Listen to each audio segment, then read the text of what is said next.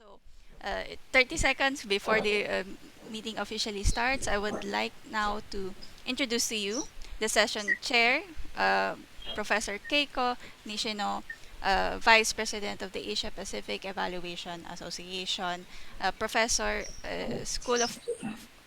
from School of Policy Studies, Associate Dean of United Nations and Foreign Affairs Studies at Kwansei Gakuin University. Professor Keiko, I officially pass the floor to you. Okay, thank you, Erika, for the great introduction. So good morning, good afternoon, and good evening to you all. Welcome to the Presidential Strand, making the 2030 Agenda realistic. Role of evaluation. As I introduced earlier, I'm Keiko Nishino, the Vice President of APIA and also the professor at the Kansai Gakuin University. Throughout the conference, we talked about the importance of evaluation and achieving the Sustainable Development Goals. This exciting session highlights a role of evaluation, especially voluntary national reviews and sharing of lessons learned to accelerate the implementation of the 2030 Agenda. We will begin this session with the lead presentation of Dr. Yuha Wito, Director of the Independent Evaluation Office of the Global Environmental Facility. He has worked as an evaluator in the international environment and development arena for more than 2 decades, holding positions in the GEF and UNDP, including as evaluation advisor and deputy director in the UNDP Independent Evaluation Office. I also learned that Yuha lived in Tokyo and works in UNU, and his wife is Japanese, so that makes I'm so friendly with him. And so let's welcome Dr. Yuha and learn from his presentation. Yuha, floor is yours. Thank you very much, Keiko-san. I'm very happy to be here and having been invited to give this talk. Let me try to start sharing my screen here. Okay, so let me just start by setting the scene in which we evaluate today. We have entered an era where human activity has the dominant impact on the planet. Climate change, deforestation, air and water pollution are threatening the global environment and negatively affecting our quality of life. But human impact is not a one-way street. Humans are still unequivocally part of nature, as shown by the pandemic over the past 2 years. Environmental health and human health are closely intertwined. These spillovers of viruses to humans from non-human animals have become increasingly frequent as a consequence of habitat destruction by human activities. Sustainable development will require significant adjustments to our relationship with nature and how we consume the world's natural resources. It will also require a more just distribution of the benefits of development. Transformational change is needed to lift our development trajectory to a new sustainable path. The topic of today's session is the role of evaluation in the 2030 Agenda and the attendant Sustainable Development Goals. Although evaluation is included, emphasis is still very much on monitoring progress towards the targets, while more substantive evaluation that would focus on understanding the reasons behind successful and not so successful policies and interventions, and the uneven progress made by countries towards specific goals is still rather haphazard and unsystematic. It has been suggested that evaluating the 2030 Agenda would require a different set of criteria. Sustainability evaluation would need to look at factors such as resilience, equity, and the ubiquitous principle of no one left behind. The agenda is grounded on the principle of equal importance of the social, environmental, and economic dimensions. In practice, however, the economic dimension is almost always prioritized. Now, more attention than before is given to the social, but the environment is virtually always an afterthought. I argue that these dimensions are indeed inseparable, and evaluation too must consider them all in an integrated manner. I'm sure many of you have seen various depictions of the 17 SDGs. I'm borrowing this graphic from the Stockholm Resilience Center as it appeals to me. It shows the SDGs as a three-layered cake with the biophysical environment as the layer on which everything else rests. Should that bottom layer collapse, we can forget about the pleasantries of social and economic development. I already mentioned the word transformational change and the need for it. Here, I propose a definition which is adapted from an influential evaluation by the World Bank's Independent Evaluation Group, and which we at the GEF Independent Evaluation Office utilize for our evaluation work. Let me outline briefly what we found. We developed a theory of change to understand transformational change in projects that addressed environmental challenges. We identified factors that these projects have in common. First, the interventions that had achieved transformational change had ambitious objectives in terms of aiming at profound, fundamental change in addressing a root cause for the issue at hand. Second, they all addressed market and system reforms through interventions that had a role in helping define and implement the policies essential to trigger and sustain transformations. Thirdly, the transformational interventions established mechanisms for financial sustainability. What all of these factors had in common was that they required deliberate planning. You have to think about how you are going to transform the system and not just address the symptoms. And you have to think about long-term sustainability at the onset before you even start a project.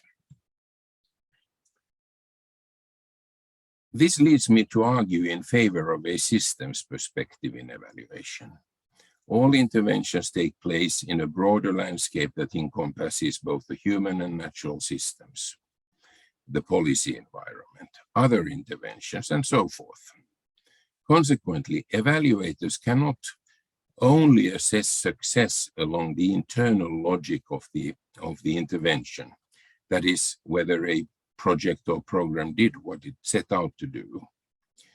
Rather, evaluators need to understand the system in which the intervention takes place, draw its boundaries, and identify how the evaluand interacts with other properties of the system. Another key notion is integration. What it means for evaluation is that we must consider both human and natural systems. Sustainable development happens, or doesn't happen, at the nexus where they meet, and ignoring one or the other will not be conducive to achieving durable results. I'm not talking here about environmental programs. Virtually all interventions, irrespective of their nature and focus, have some environmental impact, either positive or negative, intended or unintended. Evaluations must be on the lookout for unanticipated consequences, not only for the environment, of course, but also to vulnerable groups, women, indigenous peoples, interventions perpetuating existing inequalities in resources or power, and so forth. While the hope for every intervention is to identify win-win situations for the people and their prosperity, as well as the other living things on the planet, this is not always possible. Tensions requiring trade-offs may occur between different interests or between long-term and short-term objectives. But there are also synergies where, for example, an environmental intervention may produce better socio-economic outcomes for the people. It is also important to note that synergies and trade-offs can exist simultaneously within the same intervention or with other interventions in the same space.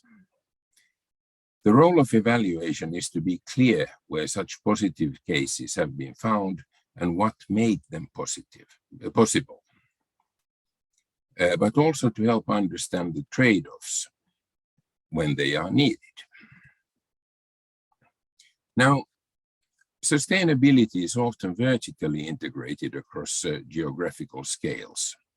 What happens at the local level is often linked to global economic processes.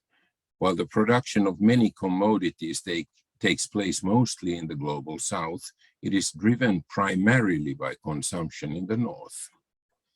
If interventions are to achieve durable change, they must be positioned at the correct level. It is not sufficient to address only the visible symptoms, but to get to their root causes.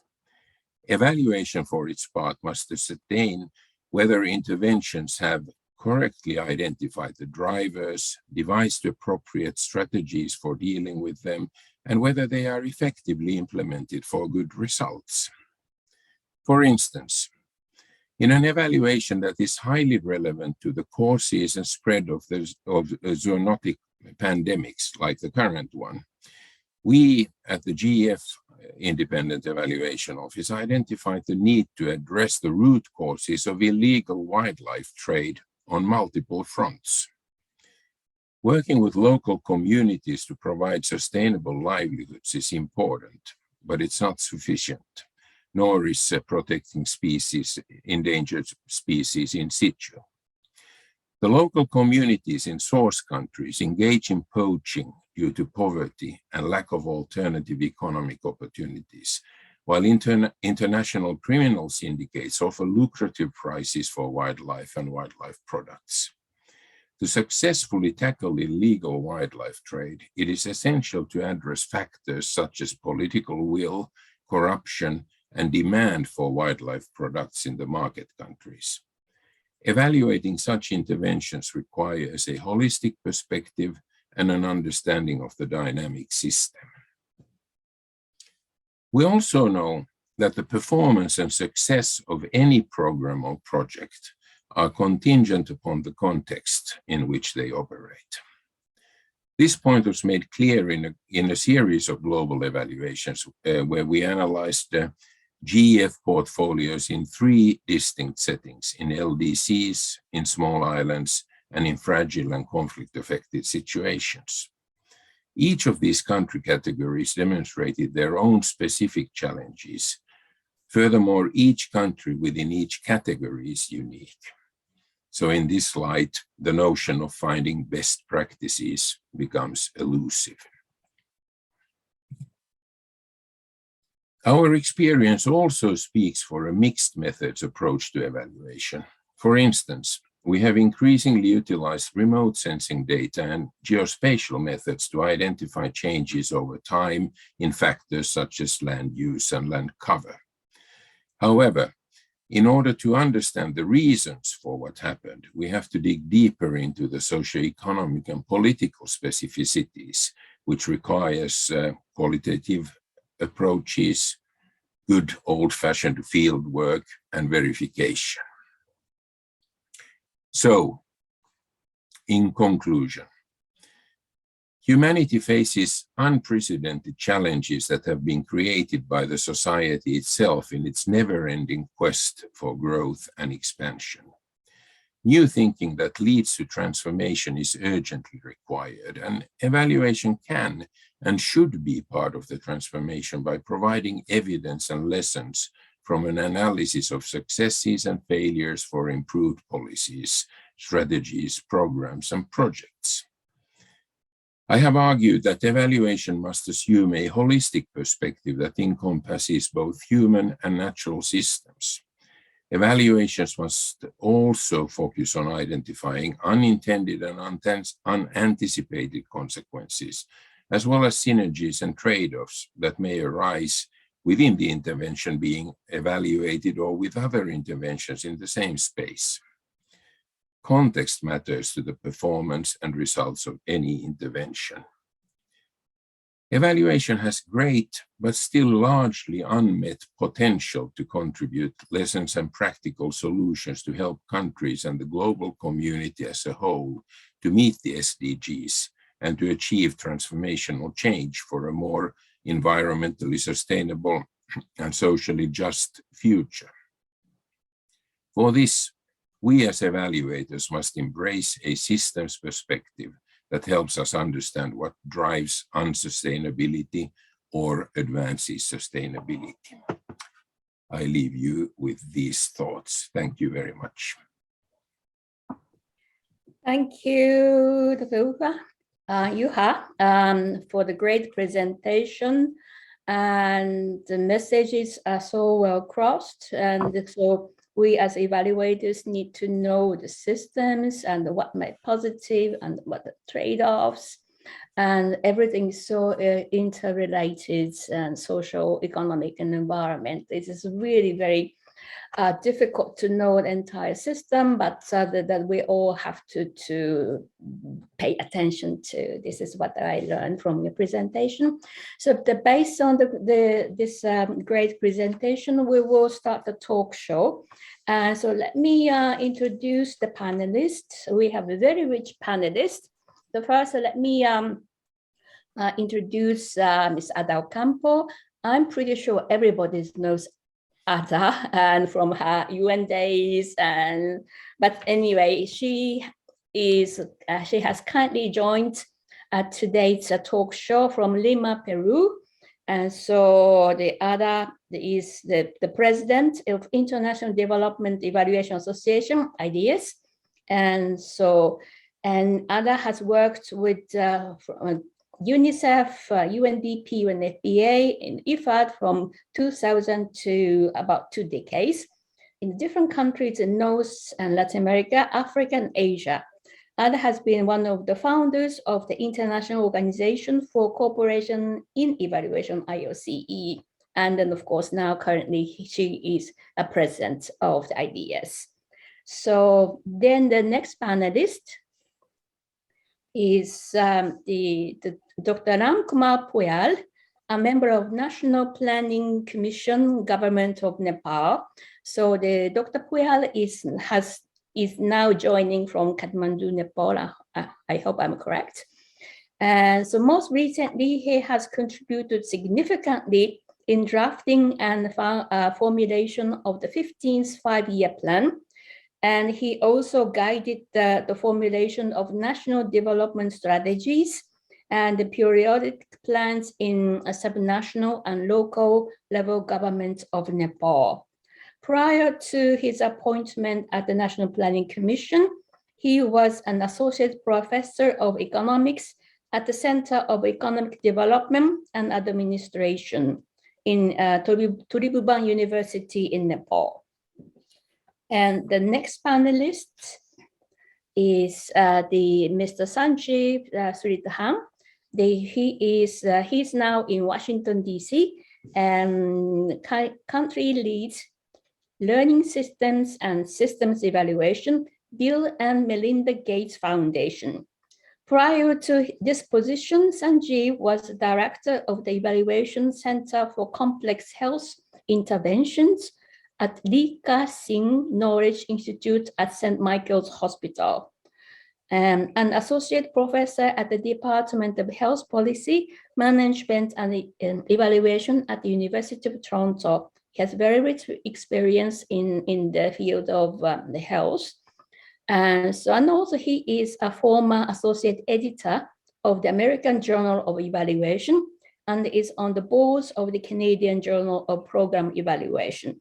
So we can also learn from the Sanjeev, and also the Juha Vito will join the panel. Okay, so everybody's ready for the talk show. So the talk show round one. And so in this talk show, we will start one by one, and then they asking the same questions. The first question is, what are the key accomplishments in increasing the use of evaluation for achieving SDGs? It's a rather difficult question, isn't it? But let me start with the Ada. Ada, please. Thank you very much, Keiko. Indeed, it's a very, very interesting question, and I very much appreciate the way it has been formulated, because it challenges us to focus on the positive aspects, to raise awareness, to motivate to advocate for evaluation in a more proper way. So thank you very much. I will do my best to share with you some ideas around this.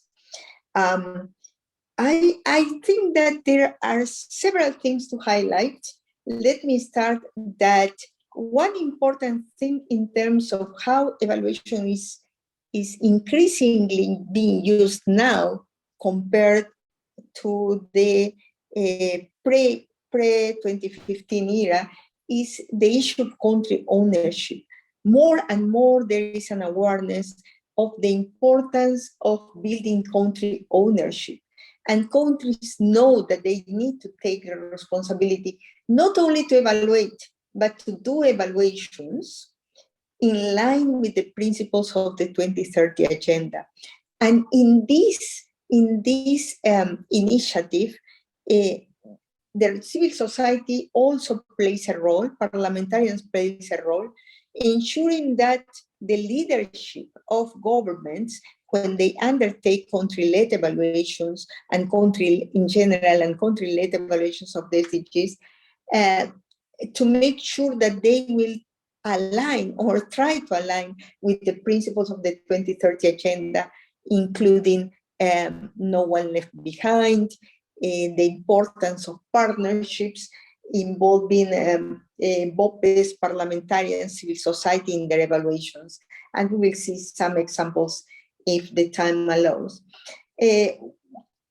One other important thing is that environment is more frequently part of the equation when it comes to design or plan or to decide for an evaluation, not as frequently as we would like to see it. It's still a long way to run, but more and more it's being brought to the discussion, being brought to the equation of the need to incorporate this dimension into evaluation. And in that way, I think that it's very important also the efforts that are currently in place to analyze and to situate evaluations within national ecosystems. That are two elements that you has highlighted in his brilliant presentation. The use of evaluation has also become more and more discussed on the table, more and more upfront, and also there is an effort to transit from recovery, from response to the pandemic to the recovery phase. Countries have been at the serious risk of not only not achieving, but also not making progress towards the SDGs due to the pandemic. And there has been a strong discussion about how evidence can actually help transition from response to recovery and ensure that evidence will input public policies for better public policies, for more equitable public policies. Overall, countries are increasing the awareness about the importance of evidence use. And because I know that my time is almost over, I like just to briefly highlight two examples. In Finland is about to do a second evaluation of the SDGs. In the first one, they plan the evaluation in a way that the findings will be ready in the elections campaign. So in that way that the political parties took the findings of the evaluations and the recommendations in their political campaigns, and they offered many things around it. And therefore, when the elections finalized, Finland was the first country to have a roadmap towards the achievement of the SDGs. Nigeria used, among many other things, their evaluations to input their voluntary national reviews to be presented to the high-level political forum and also to influence their national policies. I will stop there. Thank you very much, Keiko. I hope I didn't take too much and I didn't go beyond the time I was supposed to go. Thank you. It's all right. Thank you, Ada, for your talk. Very interesting comments about also the increasing importance of evaluation and country-led evaluation for the 2030 agenda. I really think so too. So the next, we will just move on to the Dr. Puyal from Kathmandu, please. Puyal. Hello, namaste. Namaste. Puyalji. The question is same, right? Yeah, question is same, and you have about 3 minutes. Thank you very much, Keiko, and it's my pleasure to be a participant of this very important forum. And the question raised here is very genuine, and it needs and requires a very comprehensive answer. But still, I just would like to prefer a couple of things to be done while accomplishing to increase the evaluations process on achieving the SDGs. As for our experience, first, the country has to understand well about how to prepare a project or plans or programs, and whether that programs is doable or not, or realistic or not. Sometimes projects without its readiness will be given priorities and the budget will be allocated, and there will be a huge problems in implementations, and there will be a question about the strength of the implementing agencies and fiscal disciplines, and still there will be a matter about the project governance. So these are the prerequisites that the government agencies or private sectors, cooperatives or civil societies has to look through before evaluating the project, number one. Number two, to evaluate the projects, one needs the evidences, cases, or the lessons as presented in the earlier presentation as well, and the data. That is very important and needs data and information from the disaggregated level as well. So the country or agencies or the organization has to have the very updated information about what the data are required for the evaluations. And number third is what part of the evaluation method to be implemented for what particular project is also to be identified, because the same evaluation method cannot be applied for all the projects and programs. So somewhere qualitative, quantitative, or judgmental what is to be needed. And number four is for the matter or the situations of Nepal. Nepal has taken these issues very seriously, and the National Planning Commission has taken a leadership role in institutionalizing robust monitoring and evaluation mechanism. And in 2016, National Planning Commission has initiated preparing a baseline data, and in 2017 we prepared overall baseline data for the evaluation of SDGs, and to make a background for preparing a draft review for 2019, 2022, 2025, and 2030. And we also made HNR reports for the 2 times, and also we made a policy costing about how much investment is required for achieving all the indicators and goals. In the context of Nepal, there are 479 national indicators, and in sub-national levels also we have prepared the indicators, and in a local level as well. And lastly, we have been working through the leadership of the Prime Ministers in National Planning Commission. There is a committee chaired by the Prime Ministers who leads the monitoring and evaluation team. And there is another committee, subcommittee, which is led by the vice chairmen for proper monitorings of the projects of SDGs, and also the projects of the governments. They are in the implementation levels. And also there is the thematic committee led by all honorable members who brings the government agencies, private sectors, cooperatives, civil societies, sub-national governments, and local level in a single platform. And we do continue working in this way. And in every 3 months to 4 months, we make evaluations from the ministerial level also. There is a Ministerial Development Monitoring and Evaluation Committee, and there is National Development Action Committee. So there are so many committees we have formulated, and they are in action, and we update them properly through each and every project programs based on its thematic headings. In this way, we have been doing well in the context of Nepal. Thank you. Okay, thank you, Ramji, for sharing the Nepal experiences. Because you're the only one government officials and who can really share the real experience about the accomplishments of increasing use of evaluation for achieving SDGs. So that's great, and we'll come back to you later. And then we move on to Sanjeev Ji from Washington, D.C. I'm pretty sure you have a lot to say. Okay, go ahead, please, Sanjeev. Thanks, Keiko.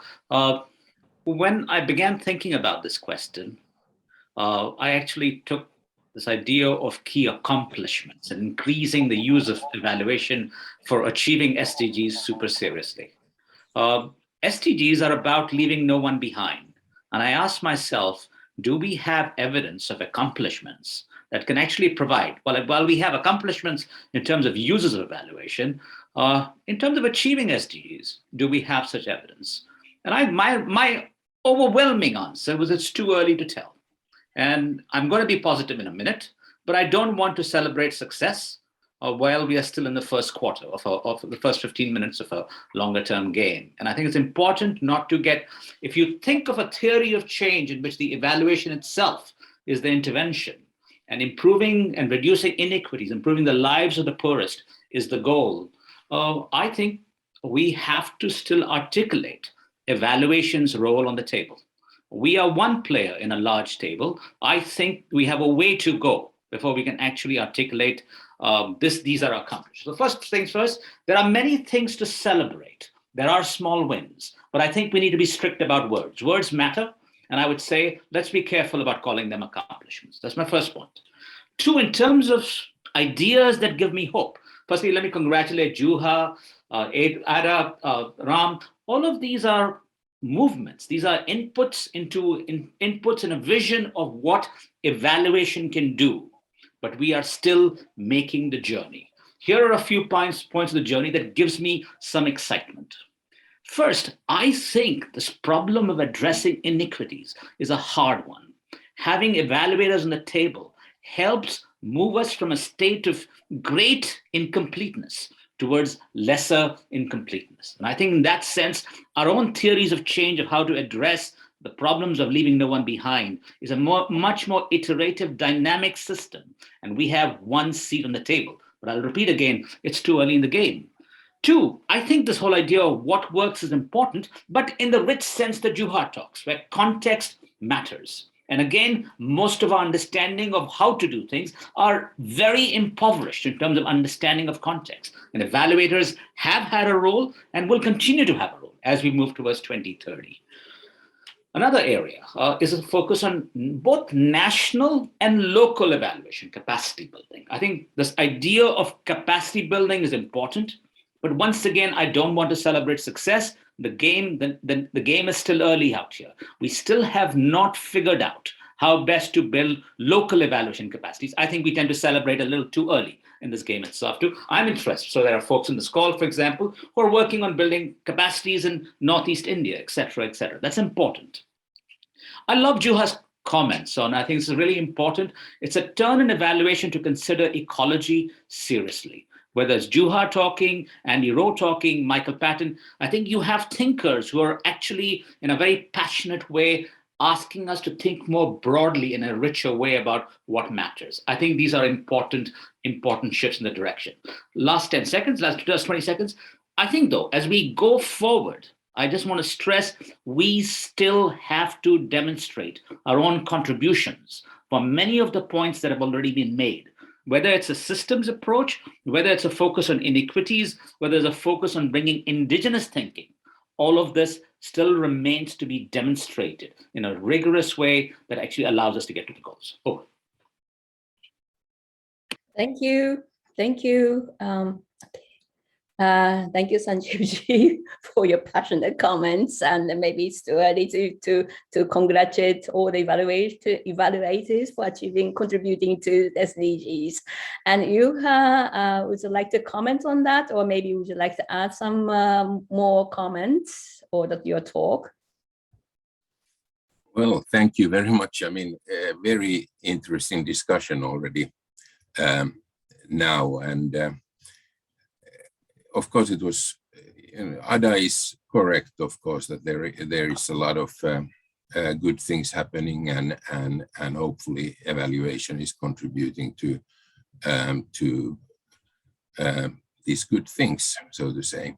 But I also take my cue from Sanjeev in the sense that it is a challenging area, and of course we are very early in the game when it comes to achieving the SDGs, and most of them have not been close to achieved, obviously. But it's also the role of evaluation, and I don't think that evaluation per se can, of course, achieve the SDGs. And it's like Sanjeev was saying it's a big table at which we sit, and there are many actors, and we of course hope that the evaluators are an important set of actors there. But at the same time, so I suspect that maybe this is too cynical, but I suspect that the achievement of the SDGs hinges often more on political will and economic realities than on knowledge about what works. So, sadly, we would have a pretty good idea in many cases of what could contribute to the achievement of the Sustainable Development Goals, but it is there where the competing priorities or vested interest or so on come to play. So it's back to the trade-offs also that I was talking about earlier in my presentation, that you have to find, and evaluation can play a role there on identifying and finding these areas where you do have, you have to make choices. What are the priorities? But having said that, so evaluation can obviously, contribute to better policies and more effective and efficient interventions. And I, of course, hope that we can make a case that people should pay more attention to what evaluations tell us. Even in my work, so I'm quite surprised how often we encounter projects that repeat the same mistakes from previous ones. If someone just had read the evaluations, these could have been avoided, basically. But in any case, in the organizationally and institutionally, I think that we see a lot of improvements, and Ada was referring to these, and Ram's talk also refers to how evaluation is being used. So, for instance, in the UN system, the UN Evaluation Group has been instrumental in developing norms and standards for the evaluation function that apply across all agencies, and that have clearly enhanced the profile of evaluation in these agencies. And now there's a decision by the Secretary General to establish a system-wide evaluation unit for the UN, which has, I'm afraid, has been in works for several years, but hopefully will actually materialize one day soon. Thanks. Okay, thank you, Yuha. Anybody who would like to add the last comment, maybe for 1 minute? Sanjeev or Ada or Ramji? Oh, okay, Sanjeev, please go mind. ahead. For about 1 minute. No, I think despite my slightly skeptical tone, I just want to really stress it's never been more exciting to be an evaluator for all the reasons I've said, but the journey itself is profound. And I think this, I want to really reiterate the role we have to play in help shaping this is tremendous. I see some very deep questions come in the chat itself. And I think the sense of, and I think Hua in his talk really spent a little time on the interactions between the global and the local. So I just think both from an intellectual sense, in a socially meaningful sense, and in a social justice role, I think it's a really profound time to be an evaluator. So just because I'm not sort of applauding too loudly, it doesn't mean that my enthusiasm for the field is in any sense limited. Over. Thank you, Sanjeev. I agree with you. So now I liked your comments. And also, I really think that compared to the former periods, I think that we talk about the evaluation more often and then more complete, sort of more integrated in the more comprehensive way. But that we have, and we now move on to the second question. Please change the slide, please. Okay, the talk show round 2. So this is, again, this rather complicated question. What are the key lessons countries can draw in conducting country-led evaluations? I think that the Ramji also already suggested Nepal experiences, but what are the suggestions to strengthen country-led evaluations? So this is the second question, and we will start with Ada again. Ada, please.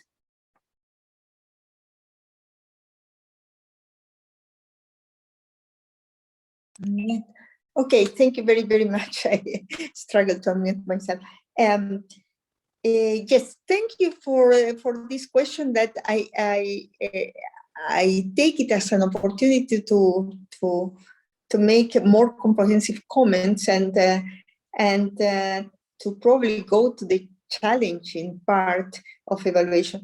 I do agree with my colleagues that have mentioned that in the context of evaluation about inequities, about social justice, etc., we have to take it seriously, and the work can be more challenging and more comprehensive. I do understand the technical implications. However, I think that the challenge is greater than that. One of the first lessons I will distill from my experience working with countries,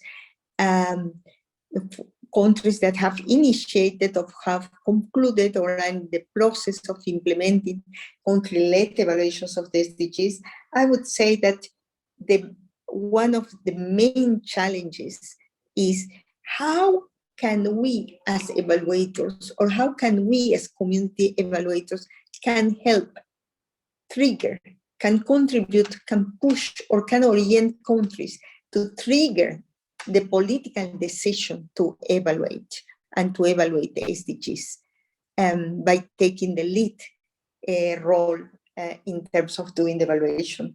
So there is a need for discussions about the political dimension of evaluation, and there is a need to be convinced that there is a need in each country to take a political decision, and such political decision will have technical implications for doing the evaluation, and it will not be the other way around. So it's not an issue just to discussing how indicators, how complex is, how are we going to do the theory of change. Of course, that matters. But if we don't initiate by helping trigger the political decision to evaluate, will the evaluation ever happen? And if we don't influence for the right discussions during the policy dialogue, will the evaluation actually happen in the way it should probably happen? So there is a question mark there. Are there political competencies in the competencies framework of international international organizations, in evaluation associations? Probably the political competencies are still missing, even from the debate. So for me, that's one important lesson. And when countries have taken the political decision, then the evaluation has moved forward. And that is exactly the case of countries I know Costa Rica, Finland, Nigeria, now Colombia, among others. The other important lesson is the necessity to make it even more prominent, more explicit, the linkages between evaluation and good governance. So the purpose of evaluation being and means to contribute to good governance, meaning more accountability, increased transparency, and being accountability and transparency principles underlying good governance, this becomes paramount and important. When it comes to the SDGs and when it comes to country-led evaluations, to establish the clear linkages between evaluations and good governance becomes paramount. Important also to highlight and the power of partnerships and the role of partnerships. This is in line with one of the principles of the Country 30 Agenda, and it's not only for the declaration or not only for the implementation of the agenda, we also have to be aligned with these principles when it comes to design and to implement evaluation. And that poses a challenge because when it comes to assign role to non-traditional partners in the design and implementation and quality assurance of the evaluation, are we doing that? And if so, which roles are we actually assigning? So those are still question marks. And one, I will finalize by saying that something that I mentioned as an opportunity, as an accomplishment, that evidence from evaluations are the importance of using evidence for transitioning from response to recovery. It's more and more prominent, but that this is also a challenge. This is also a challenge to establish that this linkage and how we mainstream these aspects when it comes to do evaluations. So I will stop there. I thank you very much, and I'm looking forward to the question. Okay, thank you, Anna, for the very interesting comments. This is about evaluation triggers the political decisions. I really think so too. So the Ramji, please come in.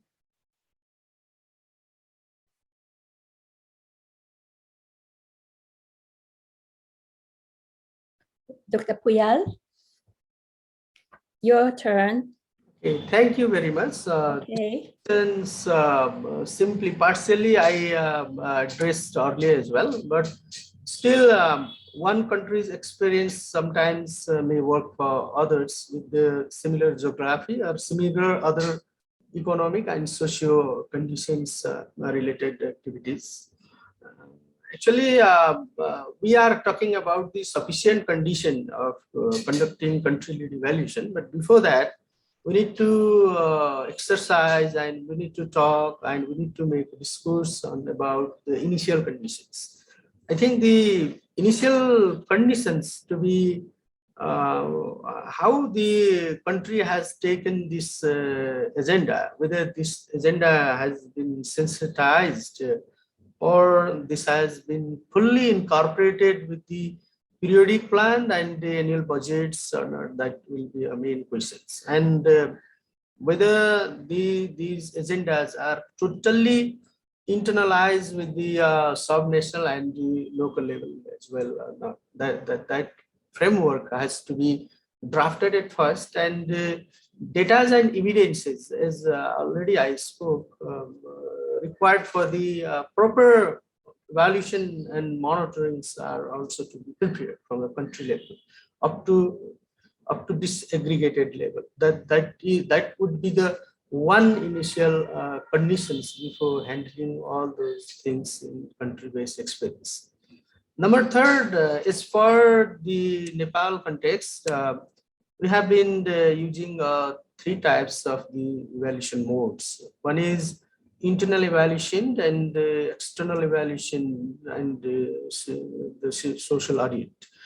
So we have to make the evidences very much transparent to the society and international communities as well. So in internal evaluation, government agencies, National Planning Commission and ministries initially works to evaluate the major projects, and for national pride projects and the game changer projects related to provide the result in strengthening SDG goals will be evaluated by the international third parties evaluator.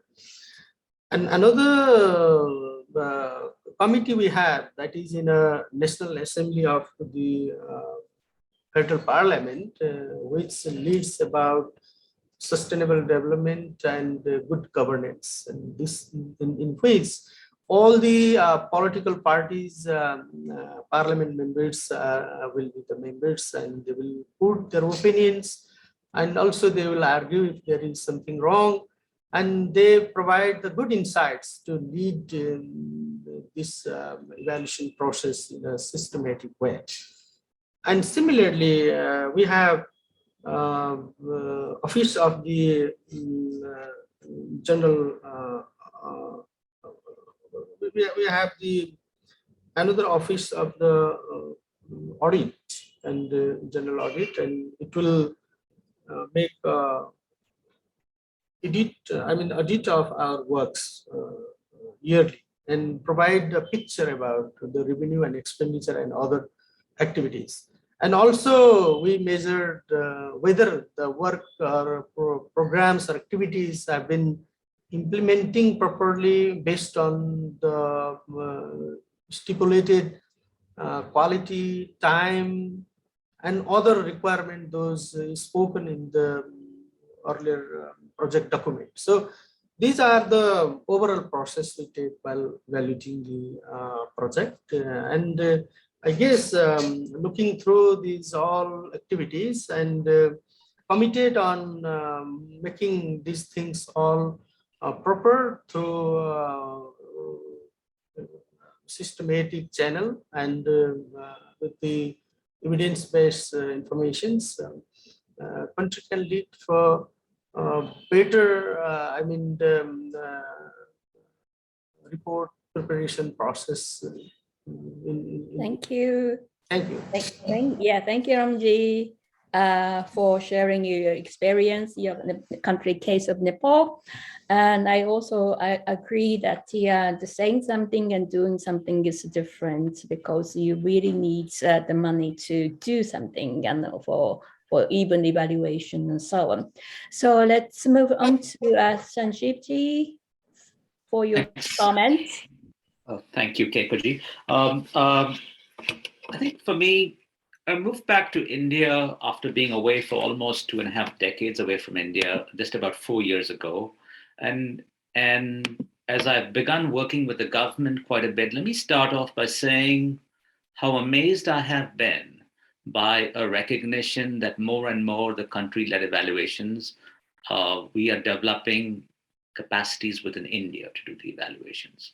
So this idea of moving away from a mechanical approach on what's the best firm or the best project, how do we actually build local capacities, national and local capacities?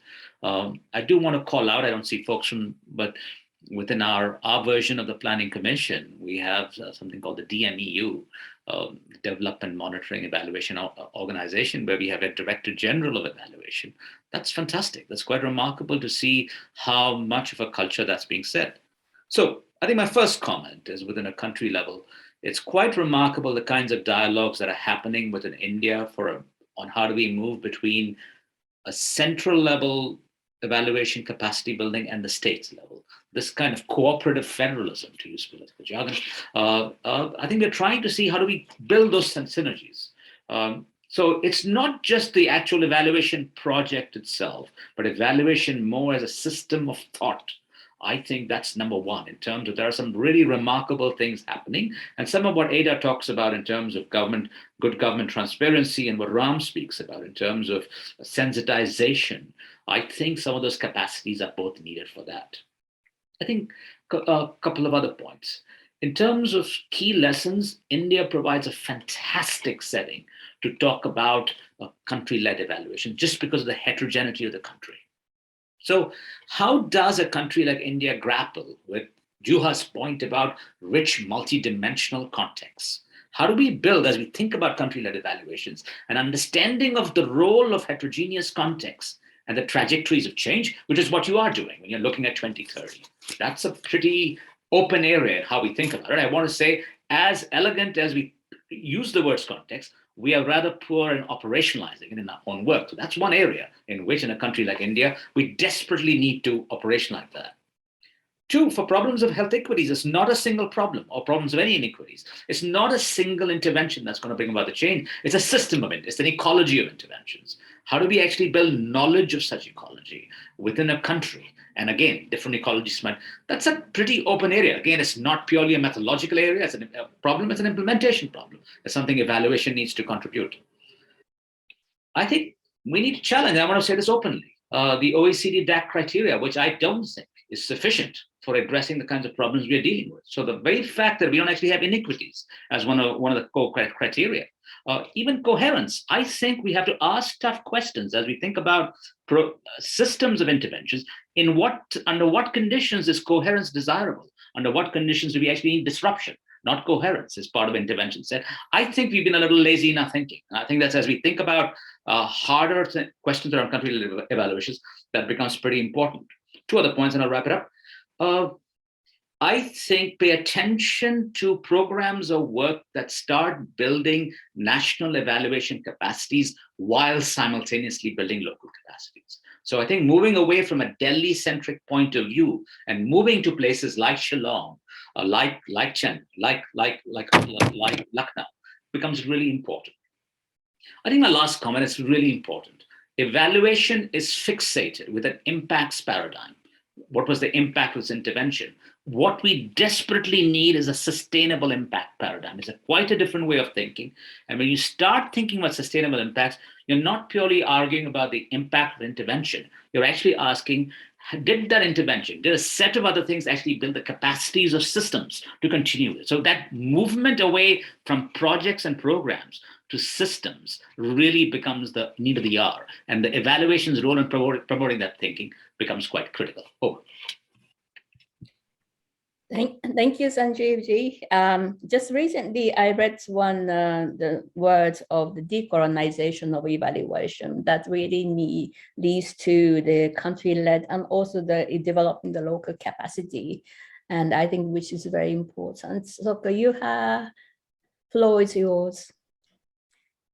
Thanks again, and my easy answer is I agree with the previous speakers. But if I take one additional point, and that would be perhaps that I'd say focus on policy coherence.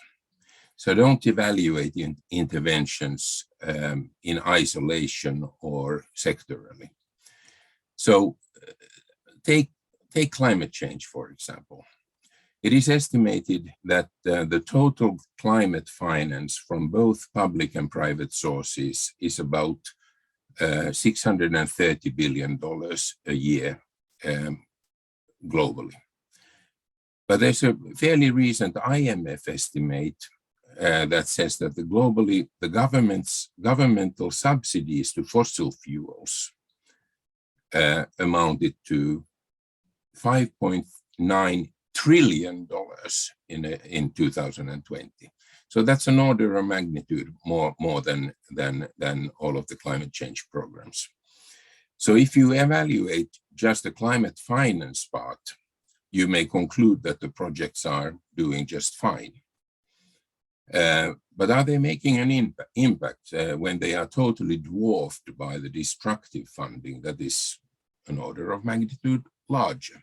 So we have to take that bigger picture into account also. So I'd suggest to governments that they have a look at the entire policy landscape when they evaluate their progress towards SDGs. So Ada has mentioned my native land, which I left also like 30 years ago, Finland. And I think, so I can't take any credit for it. So, but there's a couple of aspects that I really like about the Finnish approach. And one of the aspects is the fact that it's that the reporting on sustainable development goals, the achievement, how the country achieves them, is to the Prime Minister's office. So all line ministries have to report to the Prime Minister's office. So it's a kind of a whole of government approach, which is I think really good. Now my final point, and this is in reflection to what I saw in the chat. Actually, somebody was raising the question and that how do we stop governments from manipulating data and so on, because everybody wants to look good. Right, yeah. So maybe there's an element that it will be very difficult to completely eliminate this thing. But of course, then we're talking about evaluation more than pure monitoring here, and so evaluation goes beyond indicators. It goes beyond just measuring. Did we achieve this indicator? What are the data on education, on gender, on whatever. But we have to really go more towards understanding what is what lies behind and what are the successes and what are they based on. So apart from the whole of government approach, I think that we also have to have a fairly inclusive approach, or as inclusive approach as possible. So involve the civil society organizations into evaluation, involve indigenous peoples, and so forth. Take a broader approach to that, and ensure that the evaluations are independent enough, and so on. I think also that when the focus is on learning and when the focus is on improvement rather than just reporting on numbers of achievement or so on. So I think it's easier that way. Thanks. Thank you, Juha. And so thank you very much for the interesting talk. And then we now the Q&A time. And then already Juha has answered or commented on the one question from Mohammed, and how can we minimize data manipulation of government sources since all the nations prefer positive indicators progress? Anybody, any comments from the panelists? Okay, Sanjeev, okay. I just want to reiterate and really want to, it's not so much adding anything original to what Juha just said, but I do think if forget about SDGs, but almost any intervention, if evaluation has to grow as a field, promoting a culture where you don't simply sort of say the impacts or you report a difference in difference indicator estimate, asking deeper questions around what's driving this, understanding the program mechanisms. He used the word under the hood over here. That's really critical. And moving and whatever we can do both to promote this is what learning means, and this is what accountability to learning means, to actually look at what's causing the break. Turns out that becomes the critical question you need to know before you scale something up. You can't simply look at a difference in outcomes and say, hence proved, the program needs to be scaled. So I think the question is a good one, but the answers to that are hard. But I think trying to promote that culture in which we don't sort of again get too glib about this indicator move from here to here without answering what's driving it, and is there a plausible explanation for what's driving it, and is that explanation context driven, or can it be scaled up? Those are all become very central questions. So I really want to amplify that point that's made around data, but the answers to that lie outside pure data. Okay, thank you. So yeah, this manipulation of the data and so on. That's one thing. I saw the very interesting questions. I have a response on that question. Okay, please go ahead. Yeah, this is a very genuine question ever raised. So basically, we need to concentrate on formulating the indicator. We need to create the indicator, and through the indicator only we can see our progress and we can measure it. We can fix it if there is any problem, constraint, or also there is something to take as a takeaway. While talking about contributing a small sector's contribution in a major indicator of SDG, please look through your outcome. That is very important. And every data comes from the local level, from the ground level. Ground level is a major source of generating the data. Either you go through the survey or census or R&D innovation. So what output you received or you obtained or you provided from your mini projects, try to link it through qualitative measurements or quantitative measurement in a major indicator of SDGs. So to some extent, it will have a share about your contribution on the entire contribution of the SDG. Thank you. Thank you, Ramji. That means really the capacity development of local and subnational level is so important. So anyway, I like this question from Dennis. Since context matters, how have evaluators integrated traditional knowledge ecosystem wisdom in measuring impact on or programs in measuring progress of achieving SDGs? Isn't that an interesting question? And can anybody answer to this profound question or the comments? Any volunteer? Okay, Sanjeev. No, I just didn't want too much silence. I volunteered not because I have a deep answer, but because I want to explicitly state that turns out if we are serious about achieving SDGs, having deep answers to this kind of question becomes critical. I'm not going to help Dennis with a clear answer, but let me at least meditate on why that's a profound question and ways forward. It actually turns out, both in terms of indigenous thinking, in terms of culture, in terms of local context, none of which as a field we have not done a great job. But that doesn't mean, Dennis, and this is why I don't want my ignorance to make a general. There are lots of pockets of good work happening, but I'm not fully sure they're as highlighted as they need to be. But the comment I want to make, it was just today that I was talking to Zendo Ophir for some other things, and we were discussing the differences between big data, thick data, and warm data. And I just saw a link to that. This idea of, it's connected to, in local context, how do you actually understand the interdependencies of local systems? I would actually argue that we even forget about the actual performance of a program. And in planning the program, we do a really poor job in understanding the ecology of a system. And here I'm even just talking in a very limited social setting. Leave aside, you are sort of free to do things in a much, much more richer way.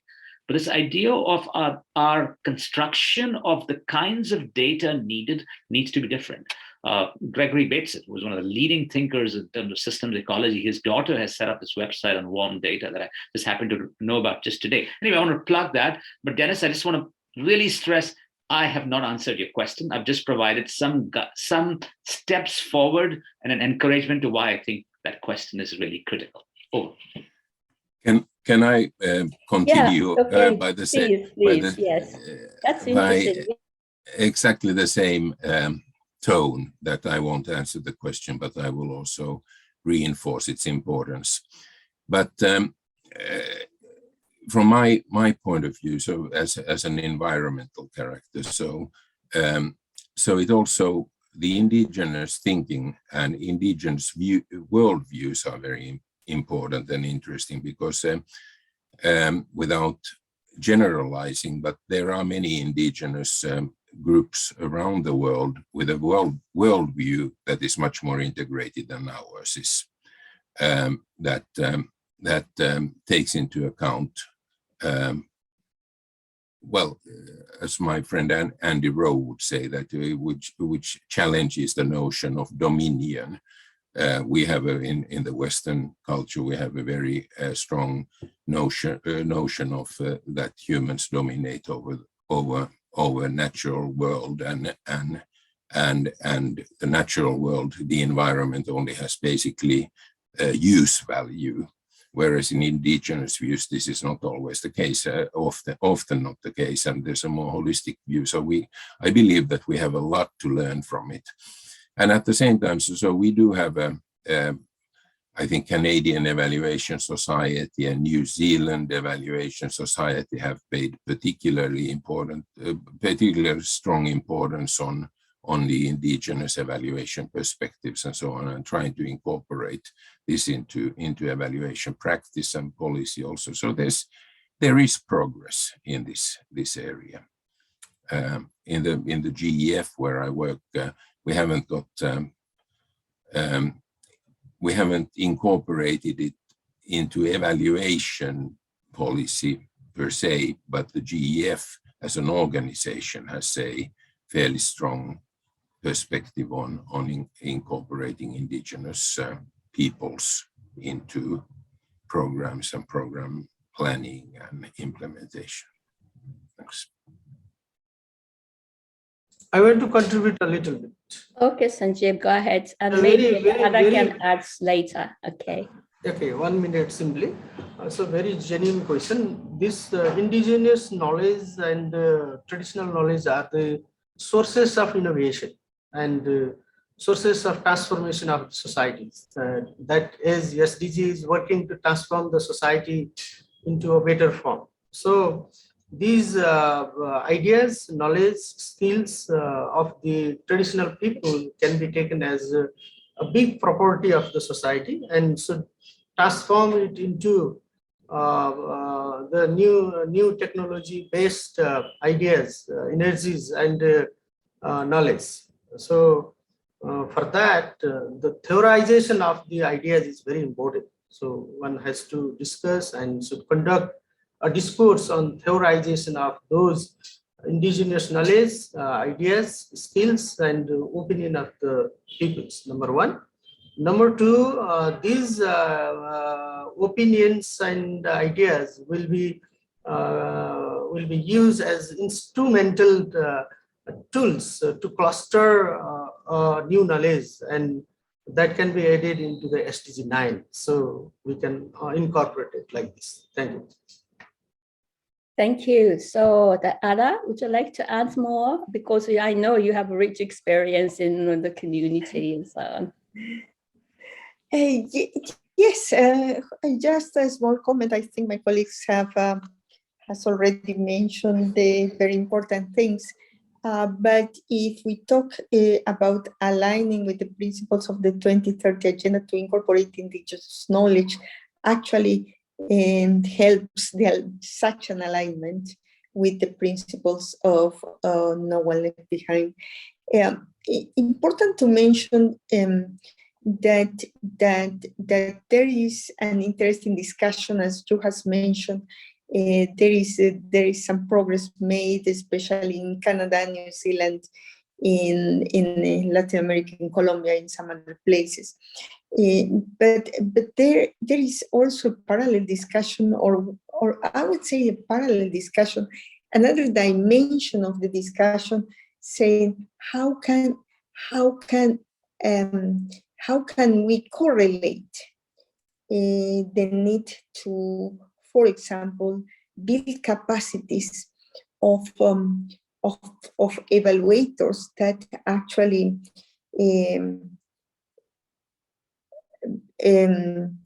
belong to or have the ownership of this indigenous knowledge, at the same time building their capacities to be global evaluators, to be part of the discussion. And I think that is not important, but the complaint is a little bit that there is the focus on indigenous knowledge that is separated with from the efforts for building capacities for this local knowledge to be integrated in more global systems. Anyway, I think there is a lot of progress as an advocate of an evaluation, but evaluation between more complex systems, as my colleagues have mentioned, and as an advocate of the political dimension of evaluation, I think that all these challenges that we are facing now, again, are not only technical.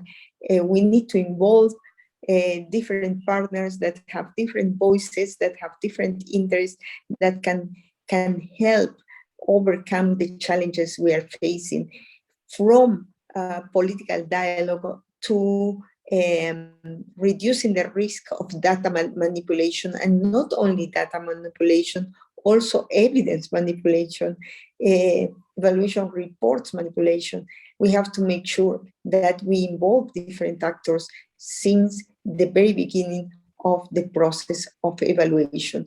And we should advocate for more spaces like this, for more fora where evaluators are not only talking to evaluators, we are not only discussing the technical aspects and how to do better evaluations, we are discussing how different actors can play different roles in national and regional and global ecosystems. Thank you very much. Thank you, Anna. So yesterday we had a panel, like how to reach the last mile, engaging how to reach communities in evaluation. And that's also that in that session, we'll also discuss about the listening all the parties and different roles and different voices and to be involved. And then the last question I like to touch upon is about the Kassun's question. All of this is also the related question. All of the SDGs indicators are based on big data. Therefore, those indicators are significantly working on the national or regional evaluation process. But as a small community organizations, we often face practical difficulties that using SDG indicators for the micro evaluations based on SDGs indicators because SDGs indicators have not been capturing small changes of the micro projects.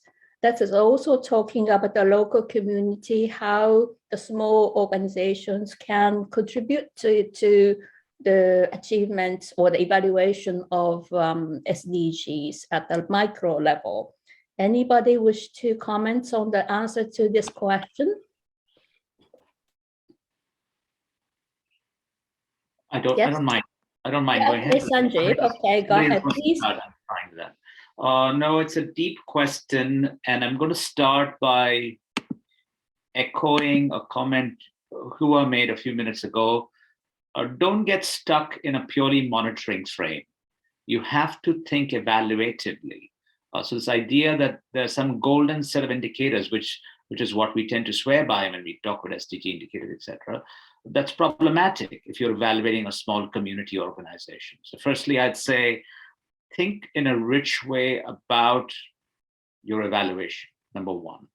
There may be a relationship to the overall indicators, but this is very real for me because I spent a few years evaluating a homeless shelter, and that is not going to solve the homelessness problem, but you've got to kind of focus on that.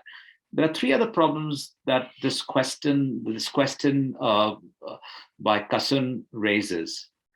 Evaluation is poor in studying tiny, small changes. So we get into long-winded arguments about statistical power, etc. There's a deeper problem. Our science of dynamics, our science of predicting anticipated change remains a lot. So I would be encouraging Kassun to think about dynamically how even a small improvement of this community organization can amplify over time. That's going to require, again, some sort of creative methodological leaps, if you will, at SOLVE2. So I think those are the main points I want to make. But I do think that you're not asking that this community organization, you've got to move away from the question, this community organization has moved this indicator to the question, in what ways does this community organization contribute to the different, so, and it's not just a pure contribution framework, there's a richer question. The kinds of evidence you're looking for is what I've done in my own writings, the ecology of evidence, where you contribute in multiple different ways, and just purely looking at the indicator is a mistake. Oh. Thank you, Sanjeev. Any other comments from the panelists? I thought that Okay, that was a perfect answer. Actually, yeah, I wouldn't be able to add anything yes, more to it. Yes, I think that also too. Very, very good the answer. Yes. So from the floor, if we have one more question to answer, or if you like to make a comment on the panelists, you're welcome to do so by raising hands or maybe putting in the chat box. No more questions? No more comments? Okay, so I think that this talk show, that the presentation and talk show is really like, it's just, I was just reviewing this conference title, the Towards Vibrant Evaluation Ecosystem, Creativity, Collaboration, and Convergence. This is the title of this, the third APIA conference and EvaluFest 2022.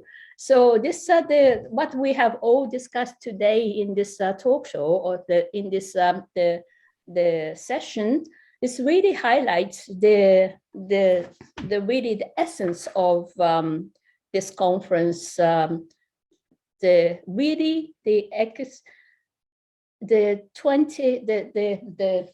SDGs are so interrelated, and ecosystem and the no silo approach will serve for the purpose of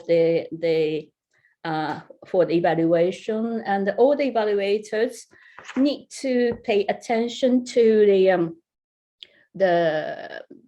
it's a system. It's not only the one thing, and everything is so interrelated and then intricate. And then we need to know the positive and also trade-off of any intervention that anybody is doing, not from the national level to the local community. And then we have answered to the questions of what are the key accomplishments in increasing the use of evaluation for achievement SDGs. And then also I personally agree to the Sanjeev's comment, and we haven't accomplished, it's too early to discuss about accomplishments. But I also, as Ada mentioned, that we talk more often about the evaluation, and then from the past days. And because of the voluntary national reviews, then each government, I think, has taken the responsibility of monitoring the achievement of SDGs, which is a big change from the past days. And then also the second question, what are the key lessons countries can draw in conducting country-led evaluations? And also what are your suggestions to strengthen country-led evaluations? And then what I understand from the talk is we really need a capacity development, especially at the local level. And then the evaluators really can be a trigger for the political decisions. And also everything is so interrelated. And then we need the inclusive approach is necessary. And then I think this really highlights excuse me, about this conference. That is my impression from the talk show. Anybody would like to add? Sanjeev, I think you miss smiling. No, I'm not smiling for many reasons. But my own sort of take home is 3, and I'm really still formulating my answer to Dennis's question. But as I think the challenges we face are not purely evaluative one. It's a theory of knowledge. It's a construction of knowledge problem. Number one is we are too caught up in knowledge systems that look for homogeneous universal truths. If you're really serious about local context and culture, etc., you're going to adopt a more heterogeneous stance. And I cannot stress what a challenging problem that is. This is not a new problem. The history of science will tell you that the quest of universalism has been a problem. So that's point one. I think two, and I'll stop there here, is I think if you really want to embrace the problem of heterogeneity, we had a lovely session on competencies that the Evaluation Center organized on Friday. And I think the number one trait to be a good evaluator is humility. It's really humility, where you go into a community. If you really want to be serious about Dennis's question and a couple of other questions, you cannot be going in with your mindsets up front to actually listen, etc. So anyway, I can't stress that strongly enough. Those are my parting thoughts. Thank you. Juha? Yeah, just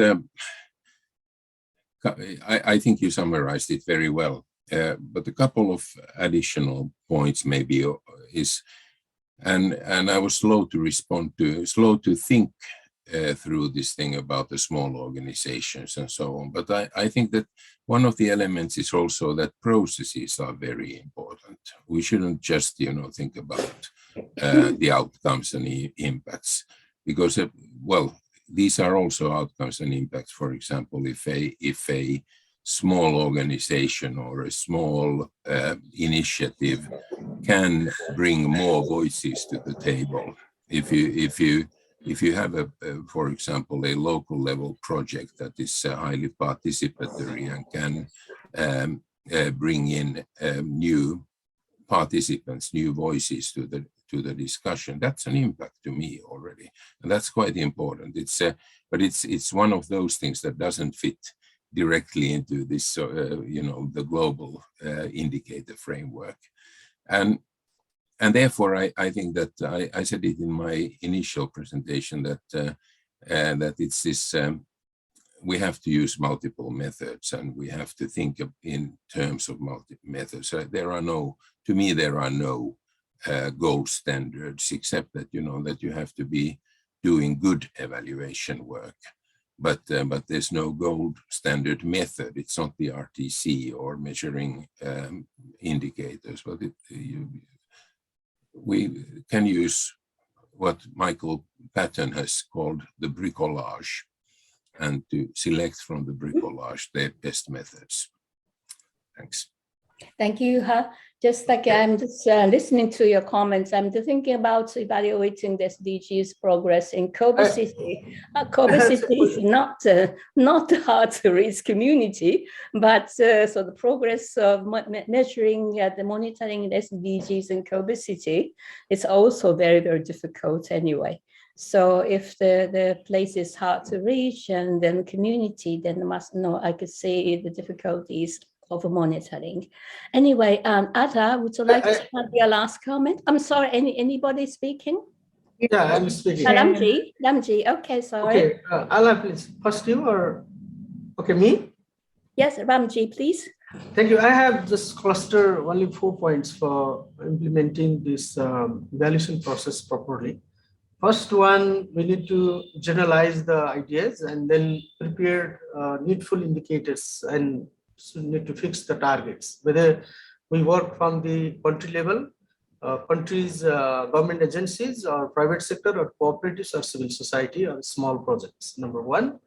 Number two, need to design the supporting programs and need to allocate the budgets, investment plan properly need to draft it. And based on that linkage, the implementation plan need to be prepared and should forward those all programs into the implementation. Then need to create and prepare and build proper data to support to achieve those indicators. And then only we can make a progress monitoring properly, and all the system will come in a single framework, and it will be updated and regulated dynamically. I think this would be the takeaway for monitoring the progress reports of SDGs properly, either locally, nationally, or globally. Thank you. Okay, thank you, Ramji. So Ada, please. Yes, thank you very much. Very briefly, I would like to agree with you, Had, that the process is very important. But when it comes to talk about processes within the context eh, um, of evaluation of the SDGs, especially country-led evaluations of the SDGs, we have to think whether how we can develop a process that will include several partners, and again, what their roles would be. So it is important to mention that probably we know less in that part than what we can know about the technical aspects.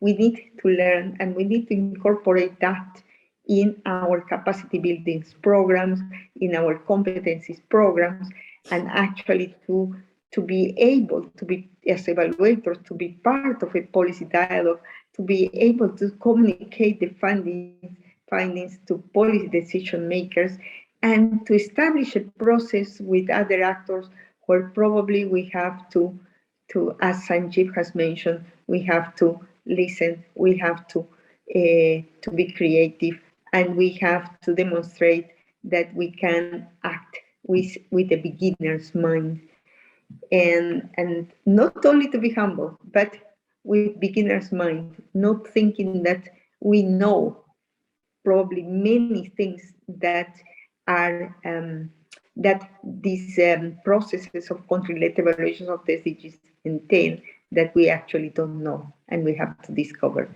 Thank you so much. Thank you, Ada. So unfortunately, we could not answer the Mr. Nakagawa's question, but maybe that we will come back to you separately, because I don't know whether one of us is attending the UN conference next week. So so thank you very much for the great presentation, Yuha, and then all the panelists of Ada, Sanjeev, and Ramji, and Yuha. And I think it's a very interesting discussion, and I really enjoyed it. And so back over to you, Erica. Thank you, Ma'am Kiko. So before we officially end the session, on behalf of the Asia Pacific Evaluation Association and Evaluation Community of India, we would like to thank our speakers, Sir Yuha, Ada, Sanjeev, Ram, Kumar, for joining us and sharing us your treasure trove of knowledge and wisdom on use of evaluations on SDGs and how you have to take it moving forward. Of course, we would also like to thank our dear session chair, Madam Keiko Nishino, for leading such an excellent session. With that, the presidential stand on making 2030 agenda realistic role of evaluation is officially closed. We would like to request our participant to please help us improve our services by answering our feedback survey provided by our producer in the chat. It's gonna take a minute, so please do take the time to answer that one. We also have up next for this session, we will be having two parallel sessions, which one is about SDGs and gender, a second one is evaluation ecosystem. The links will be provided below in the chat as well for everyone to join. Again, thank you again to our speakers, to our session chair, and thank you to our participants for being such an engaging audience.